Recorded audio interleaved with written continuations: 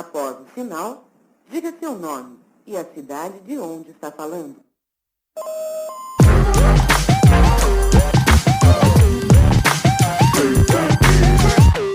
Por um fio. Salve, salve! Aqui é Flávio Rassi, começando com vocês mais um papo sobre arte e cultura no podcast Por um Fio.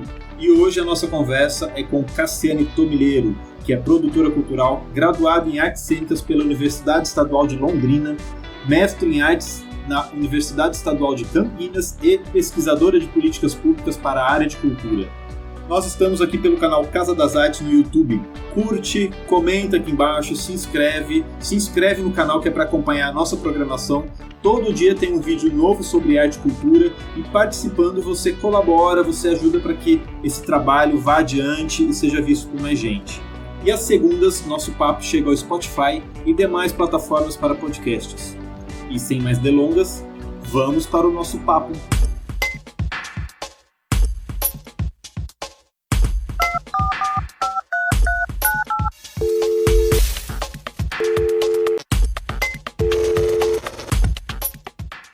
Alô? Cassiane, tudo bem? Oi, amigo, tudo bem? Você? Bem-vinda. Obrigada, amigo. Bom estar aqui nesse papo.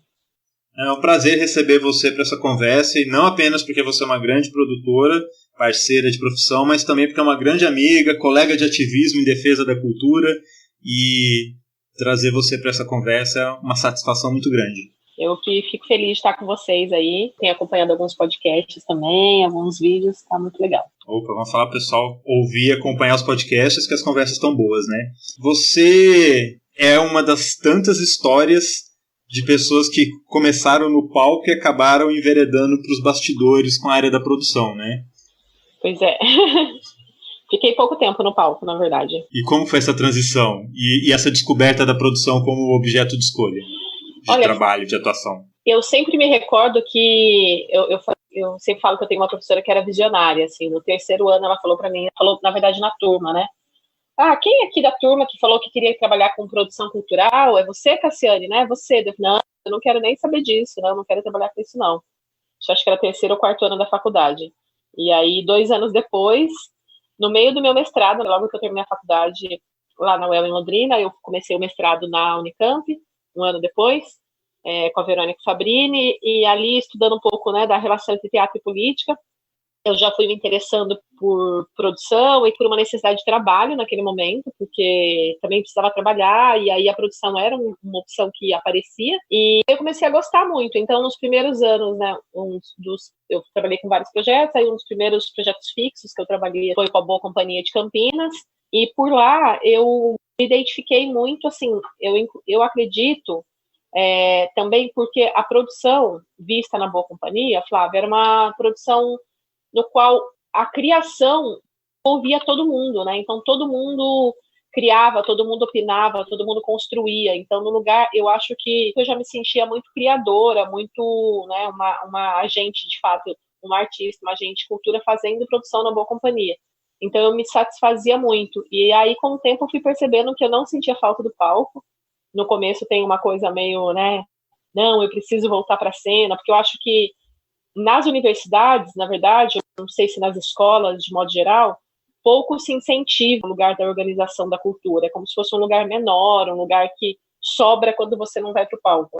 E aí eu fui entendendo que não, que era um lugar de criação também, por causa do trabalho na Boa Companhia. E alguns anos depois fiquei bem satisfeita. Então foram, acho que fiz 3 peças, 3 espetáculos. Assumiu a versão produtora. E agora tem uma produtora, inclusive, né? Tem uma empresa. Tem uma produtora. Bom, o nosso papo é sobre políticas públicas para a cultura, que é um assunto que eu gosto muito de debater e a gente discute muito na nossa atuação em defesa das políticas públicas para a cultura no Estado, né? No espaço que a gente compartilha no Fórum do Litoral Interior e Grande São Paulo. Eu acho que é uma discussão bem importante, até para contrapor o pensamento de mercado que rege a cultura muitas vezes, e a gente está num momento, né, que esse pensamento de mercado está determinando questões ligadas à administração pública e à cultura, mas para contrapor essa visão de mercado, por que você acha que é papel, sim, do Estado financiar a cultura? Bom, eu tenho uma pergunta que eu sempre gosto de fazer para trazer um pouco do histórico, né, das políticas culturais no Brasil. Geralmente em curso, né? Eu dou bastante curso de produção, gosto muito de falar de políticas culturais. Então eu fico feliz, na verdade, quando ou o grupo, ou a prefeitura, enfim, abre espaço para isso, né? Porque às vezes as pessoas elas querem entender como executar a ferramenta, né, pública, mas elas não querem compreender como se dá a construção, e uma coisa não está desvinculada da outra. E aí tem uma pergunta que eu faço logo no começo, né? Que eu pergunto assim: vocês acham que é papel do Estado financiar a cultura? E aí, antes de eu dar qualquer opinião, eu deixo aberto, assim, né? E aí vem as mais diversas respostas. Mas, de modo geral, vem algumas defesas bastante, digamos, de uma visão mais estatal de que sim, toda a cultura é responsabilidade do Estado, o Estado deve financiar tudo, todas as formas, tal. E às vezes outras visões, né, mais, digamos, mais liberais, né, que diz não, o Estado ele não deve financiar, isso deve ser financiado pelas empresas, pela iniciativa privada, pessoas que têm interesse. E aí eu acho que tem uma grande questão. Eu acho que nem tudo é financiado pelo Estado, né? Nem tudo que se produz, porque eu acho que acontece historicamente no Brasil é que até o governo FHC, né, desde quando se iniciou aí há menos de 70 anos, né, anos atrás, talvez, a nível federal, as primeiras secretarias, enfim, o funcionamento aí dos sistemas de cultura, secretarias municipais ainda, a nível federal um pouco mais tarde, né, depois de 80, né, agora me fugiu a data aqui, mas depois de 80. Muito se falava, quer dizer, quando se falava de política cultural naquele momento, era para coisas específicas, ou patrimônio, e vamos aqui falar de patrimônio, não de patrimônio imaterial, estamos falando de patrimônio vinculado a prédios, né, patrimônio material, e que tinha ali muito interesse político envolvido aí também, né, essa questão de patrimônio já derrubou muita gente importante em governos por aí, né, é um lugar da política cultural que sempre tem presente nos governos. E aí depois, um pouco mais tarde, quando vem as leis de incentivo à cultura, é um recorte muito voltado para o financiamento às artes, e um determinado tipo, não é toda a arte também que se financiava, dita ali uma arte erudita, né, ou uma arte elitizada, né, não com esse nome, claro, mas o recorte que a gente vê era isso. E aí, um pouco depois, a gente vê que esse financiamento ele vai também uma cultura, para um determinado tipo de atividade cultural, de ação cultural, muito abarcado pelas mídias, né, bastante abarcado pelas mídias. Aí o que acontece? O Estado coloca o dinheiro justamente onde não deveria colocar, né? Onde sim a iniciativa privada, as pessoas, as entidades, enfim, todas as iniciativas privadas em todos os seus aspectos poderiam estar bancando. Poderia estar bancando. E não banca o que realmente precisa, porque quando você fala de cultura ribeirinha, cultura quilombola, cultura indígena, ou quando você está falando de desenvolvimento de vanguarda, de linguagem artística, não existe de possibilidade. Pesquisa, de produção de pequenos e médios grupos e coletivos artísticos. Exatamente. Coletivos regionais, né, a produção de arte regional. Não existe possibilidade desses grupos, desse tipo de arte e cultura sobreviver sem o Estado. Então, eu acho que, sim, é papel do Estado colocar o recurso especialmente onde ele é mais necessário, onde ele depende do Estado, como qualquer política pública, né? Sim. Então, essa é a grande inversão, que começa a modificar a partir do Ministério do Juca e do Gil, né, no governo Lula, mas que ainda fica bem aquém de onde a gente precisa chegar, mas a gente tem aí um início de mudança de pensamento, né? E falando de editais especificamente, eu acho que ele, mesmo sendo um mecanismo que ele é possível de muitos questionamentos, né, eu acho que ele ainda é um modelo, o modelo de editais é hoje talvez um dos formatos de financiamento público que seja capaz de garantir transparência e democratização do acesso ao financiamento público. Ainda que a palavra democratização a gente pode discutir um pouco ela, né, porque eu sei bem que os editais eles são direcionados para uma lógica de construção de projetos que circula entre o pensamento de produção, o modelo de produção, e às vezes esse modelo de editais ele segrega, por exemplo, cultura popular, cultura tradicional e algumas outras expressões do campo da cultura que não dialogam da mesma forma com o modelo de editais. Mas ainda assim eu acho que é uma ferramenta que muito nos interessa e que traz bastante credibilidade. Acho que talvez dos mecanismos que tem aí, por aí, os editais sejam um dos que permite mais transparência no processo e democratização de acesso, né? Ainda que não perfeito. O que você acha, qual que é a sua visão como produtora e a sua relação com esse modelo de editais para financiamento público? Então, Flávio, eu não tenho dúvida, sim, de que ele, dentro do que a gente tem atualmente, é uma das ferramentas mais pertinentes, né, mais coerentes que tem, porque se a gente não tem edital, estou falando do que existe hoje, né, não do que poderia existir. Se a gente não tem edital, isso vai funcionar como? Através de chamamento ou através de política de balcão. Quando eu estou falando chamamento, eu estou falando daquele chamamento de modelo simples, que às vezes muitas OSs, né, em maior parte as OSs, elas utilizam esses modelos de chamamento direto, assim, que não tem nada de transparência, né, a gente vê, por exemplo, o circuito, agora estamos sem esses chamamentos, mas o circuito, a virada, né, às vezes é aquele cadastrozinho simples que você não sabe quem se inscreveu, quando a pessoa se inscreveu, você não sabe quanto ela vai ganhar. Quem seleciona. Não sabe quem seleciona, não sabe quais são os critérios, né? Ou seja, é zero transparência. Quando você fala de edital, você está usando um documento público, né? Uma ferramenta pública que você diz ali quais são os critérios, como que vai ser o processo de seleção, quando vai ser. Depois você tem, né, a publicação dos inscritos, a publicação. Quer dizer, é um conjunto de informações. Então, em termos de ferramenta técnica, eu acho o edital muito bom, assim, muito bom. A questão é que a gente tem, hoje em dia, principalmente nesse momento da pandemia, eu tenho visto, eu sempre tive um olhar bem crítico para os editais e agora eu tenho visto ele ainda de forma ainda mais crítica, né? Quando saiu, por exemplo, logo que saiu logo que começou a pandemia, um dos primeiros editais que foram lançados foi um edital do Itaú Cultural. Eu não me lembro o nome agora, mas era de intervenções artísticas, né? Um edital ligado a essa situação de pandemia. Muito bacana, importante. Flávio, eu sei que o número de inscritos, ele foi, assim, absurdo, né? Era um número muito alto, assim, para cima de 10 mil, com certeza, e era para o Brasil todo.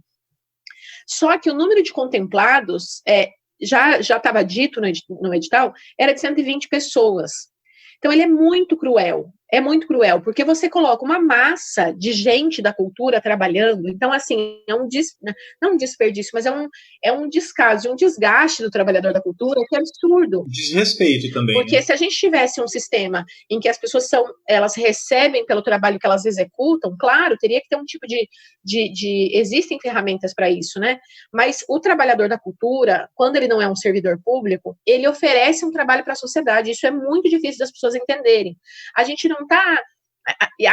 mesmo não percebe isso. Então, a gente acha que a gente está concorrendo a um tipo de prêmio. E a gente olha o que a gente produz como se, assim, olha, eu produzi meu espetáculo, eu propus meu espetáculo, você propôs o seu.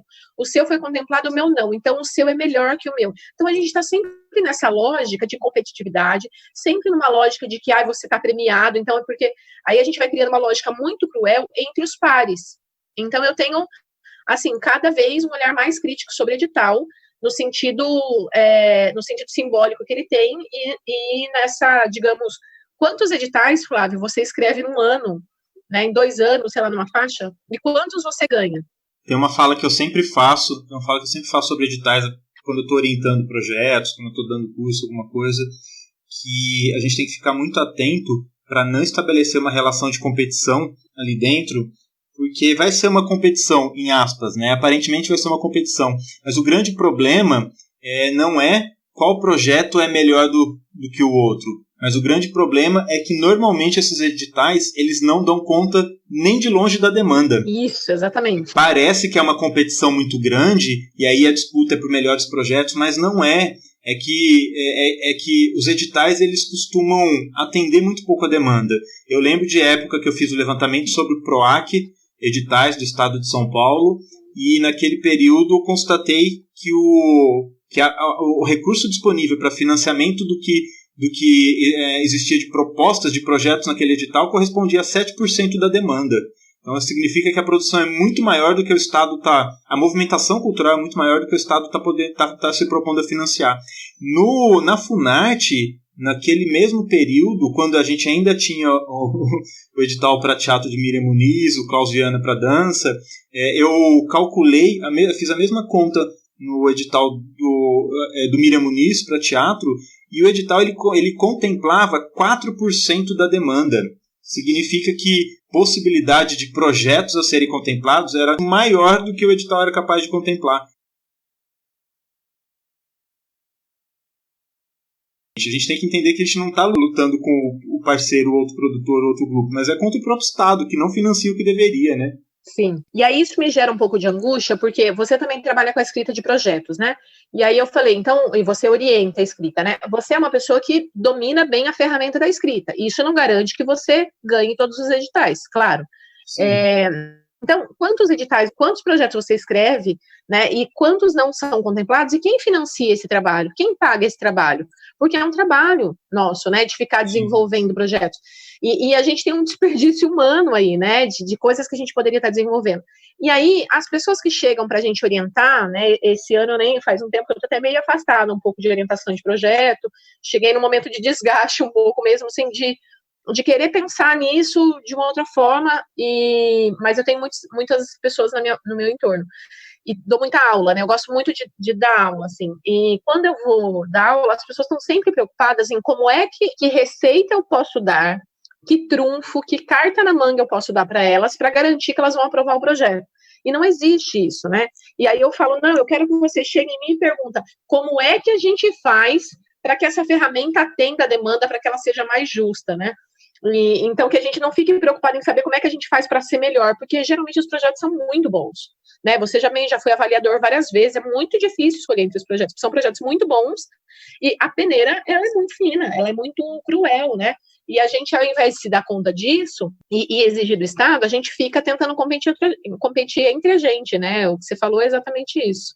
Eu acho cruel, acho como ferramenta pertinente para agora, mas acho muito cruel ainda essa lógica. Mas não é ideal. Não. E para a gente se afastar um pouquinho mais do conceito do ideal, o que você acha das leis de incentivo, PROAC, ICMS, Rouanet? Para a gente ir para mais longe do ideal, né?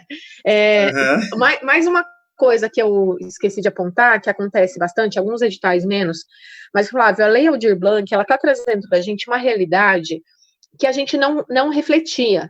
Quando eu falo, eu vou abrir um edital da Aldir Blanc, tá, beleza. Agora, recentemente, né, eu trabalho aqui em Campinas, sou do conselho, e a prefeitura abriu um credenciamento. Era impossível para um feirante. Então, por exemplo, abriu o seu credenciamento e era tudo por escrito, um formulário por escrito. Então, tinha que se cadastrar no mapa cultural da cidade, é bom, mas é uma burocracia, né, para quem não está acostumado.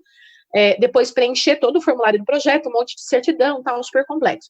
Quando a gente está falando de nós, que trabalhamos, que nossa vida é trabalhar com isso, já é chato de fazer. Você imagina uma pessoa que trabalha com cultura e a vida dela foi vender artesanato numa feira? Ou a vida dela é trabalhar com cultura indígena, ela nunca precisou preencher um projeto, porque ela é um trabalhador da cultura, mas ela não está vinculada. Então, assim, os editais, eles são absurdamente excludentes. Sim, né? Eles não contemplam as pessoas, de modo geral. A lei de incentivo à cultura, aí a gente realmente vai para muito longe do ideal, porque ela tem, aí eu brinco, né, que tem o atravessador, né? Mas a culpa não é do atravessador, é do sistema, né? Quando você considera que quem vai ditar o projeto que vai ser atendido ou não, né, que vai ser financiado ou não, com dinheiro do Estado, e quem vai determinar isso é uma entidade privada, para mim é uma aberração.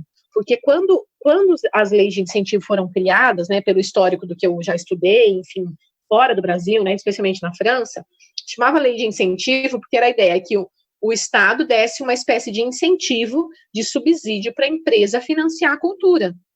A gente foi distorcendo de tal maneira essa lógica que hoje o Estado financia, mas quem diz qual projeto pode ser financiado ou não é a empresa privada. E quem acaba se beneficiando desse recurso que é público, porque é isenção de imposto, né, verba de imposto, quem acaba se beneficiando é a empresa que usa isso para promoção de autoimagem. E se sente dona do projeto, dona do recurso, né? São poucas as empresas. Claro, tem empresa bacana? Tem. Às vezes a pessoa fala, não, mas eu já vi um projeto ótimo. Não, o problema não são os projetos. O problema não são, às vezes, nem as empresas, dependendo da situação. Né? Nem o captador. O problema é o sistema, que ele é excludente, né? Absurdamente excludente. E aí você fica adaptando o seu projeto e você tem que ver que um projeto que tem um apelo, é só a gente pensar um pouquinho, né? Se o Estado ele tem a obrigação de garantir o bem-estar social, Então, ele não tem, na hora de um projeto, de financiar um projeto, ele não tem que escolher um projeto que vai dar maior quantidade de público ou menor. Claro que ele tem uma responsabilidade do uso do recurso, mas se aquilo é importante para a sociedade, né, por outros argumentos, agora uma empresa não, uma empresa ela vai estar ligada, ela não tem compromisso, ela não tem nenhum compromisso com o bem-estar social, ela tem compromisso com o lucro. Então, ela vai querer financiar um projeto que vai melhorar a imagem dela, que vai divulgar, que vai dar um bom público, que vai, inclusive, atender o público dela, né, de preferência. Eu acho que aquela história de responsabilidade social das empresas é uma grande falácia, mas aí eu deixo isso para outra conversa. Com certeza. E a Rouanet, a famosa Rouanet, você acha que ela contempla quem? Porque a Rouanet mesmo, eu nunca vi, nunca escrevi, só ouço falar. A quem chega a tal da Rouanet? Quem ela contempla? Amigo, você sabe que até, olha a situação que a gente chegou nos últimos anos, né? Eu diria que até uns anos atrás, assim, uns 4, 5 anos atrás, eu só criticava a Lei Rouanet. Faz uns anos que eu tô tendo que defender, sabe? Você também, com certeza. Mas não defender enquanto mecanismo, claro. Defender desse discurso absurdo, né? De achar que quem ganha a Rouanet é necessariamente bandido e tudo mais, né?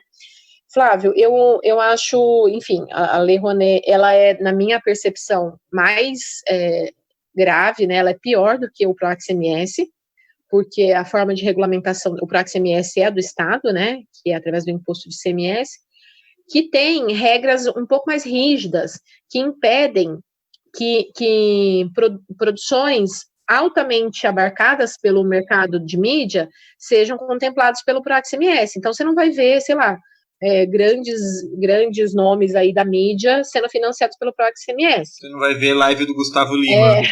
Na Rouanet a gente tem desde o caso Bradesco lá, né, que financiou o Circo du Soleil, né, que nem produção brasileira era. E aí foi melhorando, claro, né, tinha lá os ingressos de R$500, hoje em dia já não pode, né, mas ela continua sendo uma aberração, né, porque ela continua na mão de poucos, de bem poucos, né, e a gente nem sabe muitas vezes o mecanismo. Mas, Flávio, eu tenho defendido a Rouanet em que sentido? Ela foi a única política que permaneceu. E, às vezes, a gente fala, não, eu nunca me beneficiei da Rouanet, mas eu tenho certeza que você já assistiu filmes, já foi para festivais, às vezes até apresentou em festivais, né, ou você, enfim, foi para alguma oficina, uma feira, alguma coisa que foi financiada pela Lei Rouanet. Né? Então, eu acho ela necessária. Eu acho que ela tem algumas revisões que precisaria ter, mas ela atende um tipo de produção que, se não estivesse atendida pela Rouanet, estaria tirando o pouquíssimo recurso que nós, os pequenos e médios, temos acesso para produzir.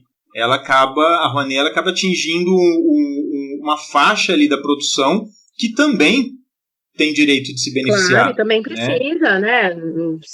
Às vezes a gente tem um olhar preconceituoso, porque é musical, ou porque a questão não é essa, a questão não é uma discussão de que arte é válida ou não para ter um financiamento público, né?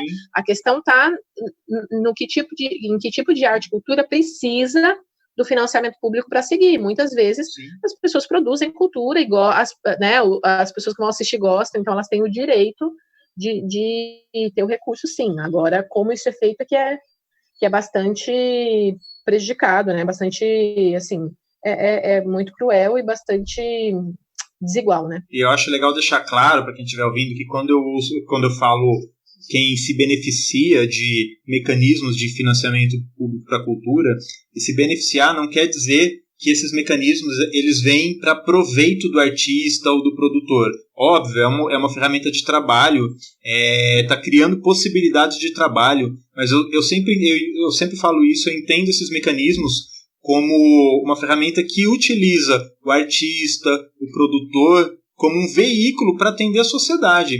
Porque tudo que esses edital, lei de incentivo, isenção fiscal, tudo que isso cria de possibilidades para a produção e movimentação cultural, não tem como fim o próprio artista ou produtor. O fim é a própria sociedade, é aquele produto cultural que vai ser, que é produzido, é levantado, é construído para atendimento da sociedade. Então, quando a gente fala em se beneficiar, só para deixar isso muito claro, porque também é um pensamento que tem que ser combatido, né? De que o financiamento para a cultura é para beneficiar quem trabalha com a cultura. Não, nós somos veículos.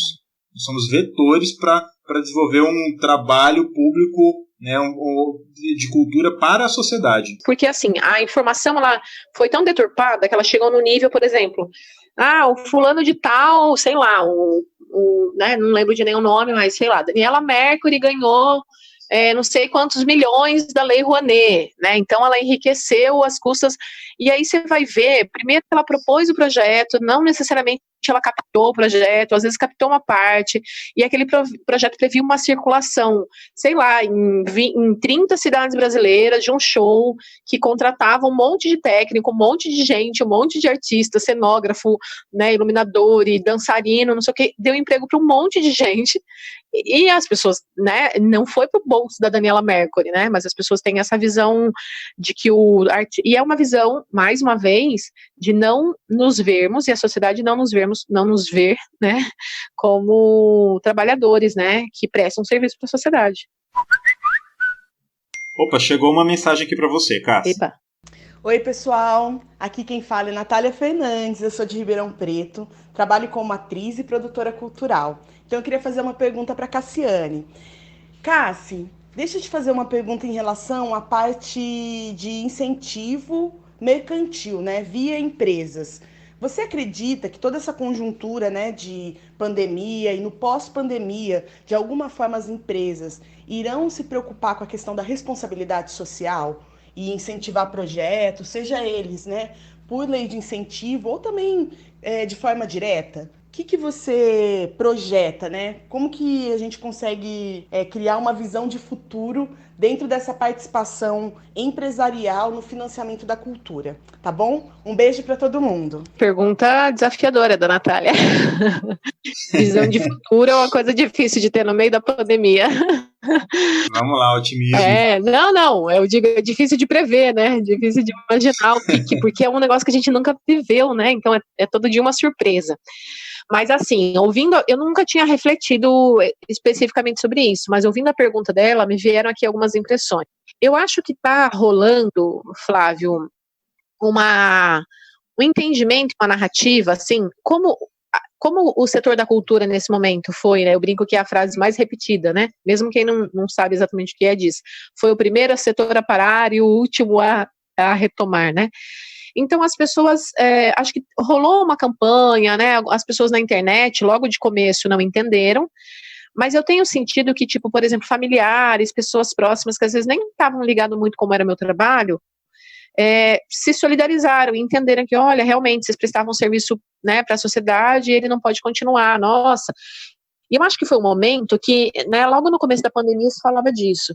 Como é que você segue nesse momento, no meio de uma pandemia, coisa que não foi possível abrir mão foi de livros, vídeos, filmes, música, né, enfim, um monte de expressão artística, e logo depois começaram também os teatros virtuais, enfim, né, um monte de coisa, as lives e tudo mais, mas de pronto, assim, foi uma coisa que a sociedade recorreu muito rápido, né, ler um livro, ouvir uma música, ouvir um filme, série, e aí isso foi repetido muitas vezes, que olha, isso só é possível porque existem muitas pessoas trabalhando na cultura.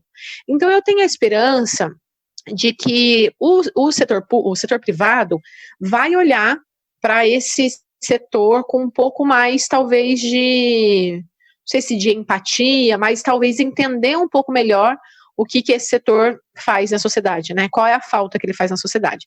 Mas assim, eu falo que eu sou uma poliana em alguns sentidos, né? Porque eu com todo respeito à minha amiga Poliana aí de Ribeirão, eu sou bem de acreditar que é possível algumas coisas acontecerem, algumas mudanças acontecerem.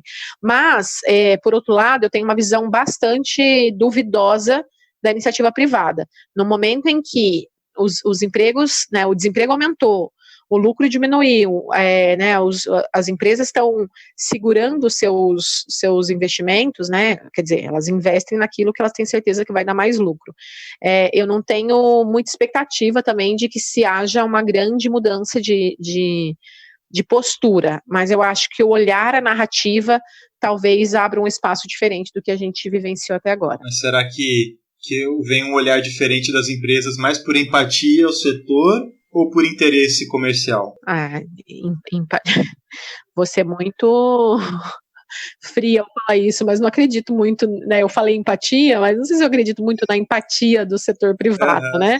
Claro que a gente fala muito generalizando, né? O setor privado somos nós também, né? Cada pessoa faz parte, porque a gente investe também individualmente. Mas quando a gente está falando dos financiadores, né? Claro.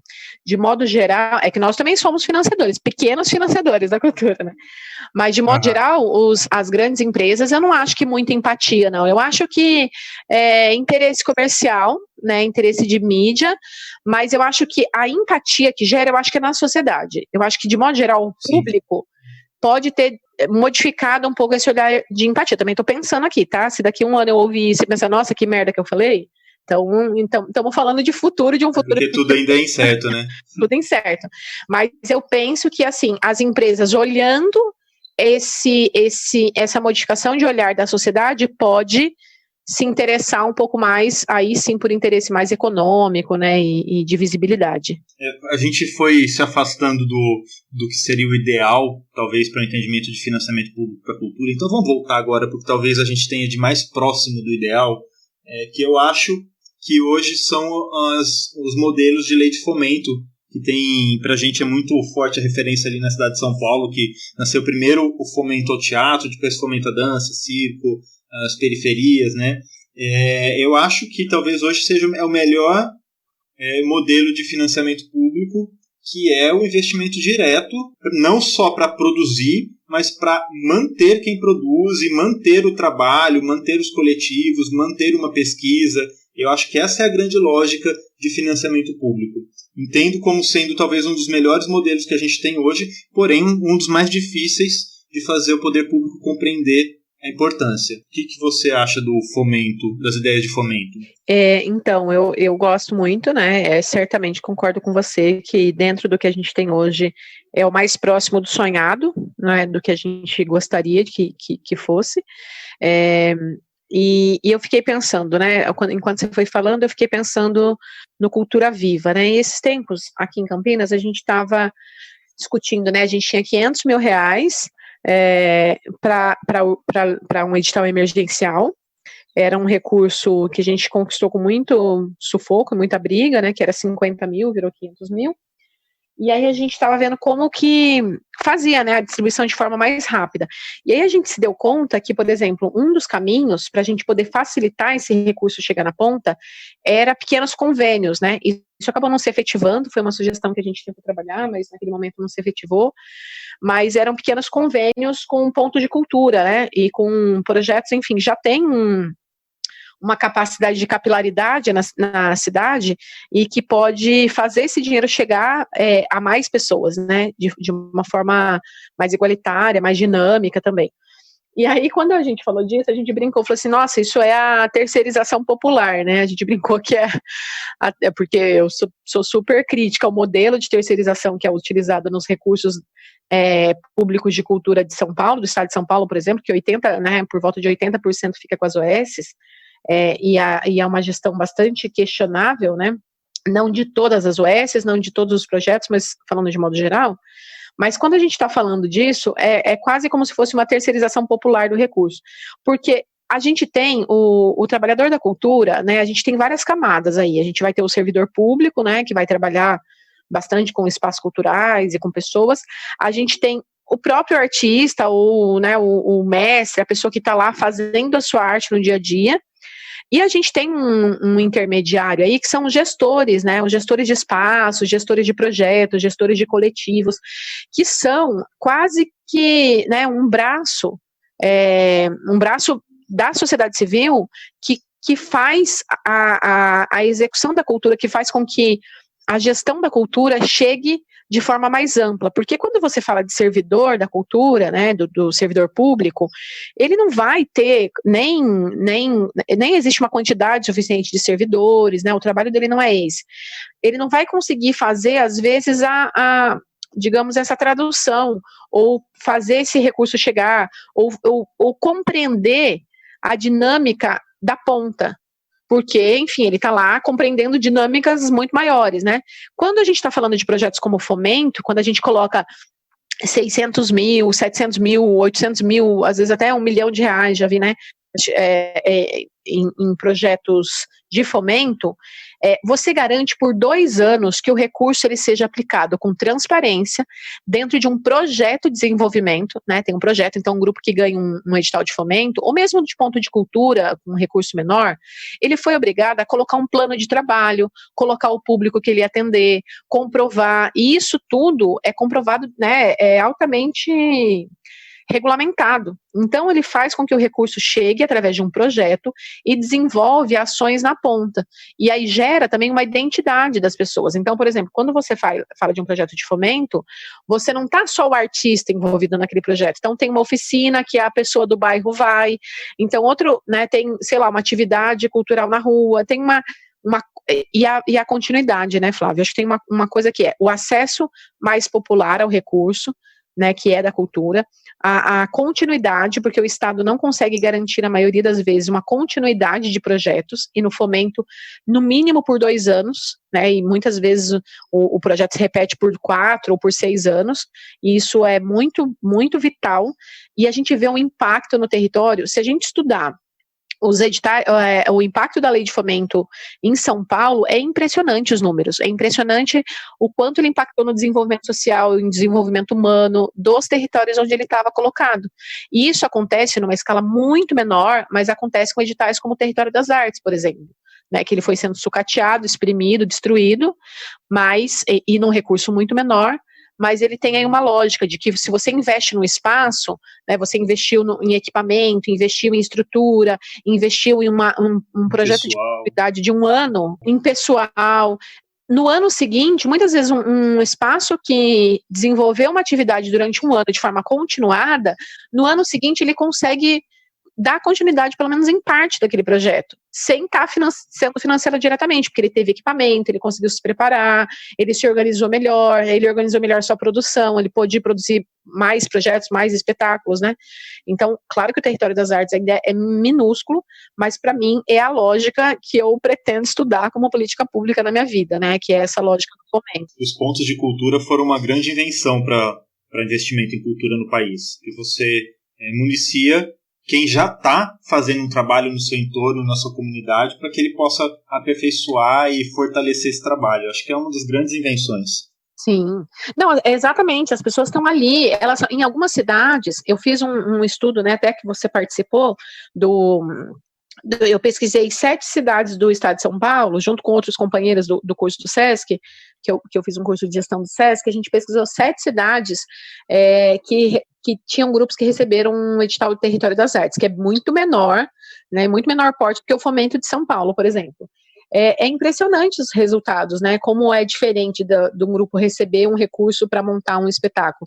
É impressionante o que dá de diferença no território, e aquelas pessoas já produzem, elas já participam daquele território, e elas conseguem multiplicar, quer dizer, o recurso público, ele toma uma proporção muito maior e de garantia de direitos, né, claro, muito distante do ideal, né, fazendo aqui ressalvando aqui as devidas proporções, que a gente está muito distante do que é ideal em termos de direitos culturais, né, tanto de fruição quanto de produção, né. Cássia, a gente está caminhando para o final do podcast, aí tem uma brincadeira que são as rapidinhas. Ai, meu Deus. Que é pra gente encerrar, eu vou te lançar algumas perguntas na lata para você responder o que vier. Pode ser? Pode ser, meu raciocínio é lento, tá? Vamos lá. Pra gente começar já de forma polêmica, hein? Afinal, é biscoito ou bolacha? Bolacha. Qual que é a justificativa? Que eu não me ensina porque eu não sei explicar isso até hoje. Biscoito é de polvilho. Pronto. E você, é do show de rock ou da roda de samba? Roda de samba. Já fui mais do show de rock, mas olha, faz tempo que eu gosto de roda de samba. E qual para você, qual que é o edital da Funarte que faz mais falta no país? O Miriam Muniz de teatro ou o Klaus Viana de dança? Miriam Muniz, mas é porque eu sou do teatro. E qual que você acha que foi o ministro da Cultura do Temer que faz menos falta? O Marcelo Caleiro ou o Roberto Freire? Menos falta. Menos falta, ó, deu um nó na minha cabeça. Fica com a bomba aí, porque eu não sei responder isso. O Marcelo, eu chutei essa. Foi inexpressiva, né? Os 6 meses dele. Totalmente. Mas Roberto Freire também foi inexpressivo, foi destrutivo. Não faz sentido essa pergunta. Dificílima de responder, reconheço. Bom, pra gente encerrar, então, as rapidinhas. o descanso, melhor descanso para você, para relaxar a cabeça, relaxar a mente, relaxar o corpo, é na mesa do bar ou no sossego de casa? E ultimamente eu queria uma mesa de bar, hein? Mas é só porque tá na pandemia, imagina fora. Não, eu gosto muito há um ano atrás seria o quê? Não, eu sou botequeira, você sabe disso, eu gosto de mesa de bar. Eu descanso muito na mesa de bar, porque em casa eu vou operar e fazer alguma atividade. E para quem quiser acompanhar teu trabalho, conhecer melhor um pouco do teu trabalho, te encontra como nas redes sociais? Facebook e Instagram tá como Cassiane Tomilheiro, não tem muitas com esse nome, então tá fácil de achar, Cassiane Tomilheiro, e eu indico seguir a página no Instagram da Caju Cultura, que é o coletivo que eu faço parte, um coletivo de mulheres trabalhadoras da cultura, que eu gosto muito. A gente deu uma paradinha na pandemia, mas logo retomaremos as atividades. Maravilha. Cássia, quero te agradecer a participação aqui no podcast. É sempre bom receber amigos para papo. A gente já conversa tanto, né? Agora a gente está conversando aqui em cadeia nacional digital. Muito obrigado pelo papo e pela disposição de vir aqui conversar com a gente. Valeu, amiga. Eu que agradeço. Foi ótimo. Legal. Até a próxima. E o nosso papo sobre editais e financiamento público para a cultura com Cassiane Tomilheiro, aqui no podcast Por um Fio, acabou de terminar. E eu quero deixar um agradecimento muito especial a você que nos escutou até aqui. Por um Fio é criado e apresentado por mim, Flávio Rassi, com a colaboração de Michele Maria, e hoje tivemos também a participação de Natália Fernandes. Estamos pelo canal Casa das Artes no YouTube, pelo Spotify e demais plataformas de podcast. Se gostou do papo, deixa aqui um oi, uma curtida, um comentário, manda para os amigos, compartilha. A sua colaboração ela é muito importante para divulgar o trabalho que nós fazemos e é tão rapidinho, é só compartilhar e indicar para os amigos. As nossas redes também estão na descrição do podcast, você pode acompanhar, mandar comentário, sugestão, perguntar, o que quiser. Aproveita também para ouvir os nossos outros podcasts, tem papos incríveis que estão na nossa playlist e até já!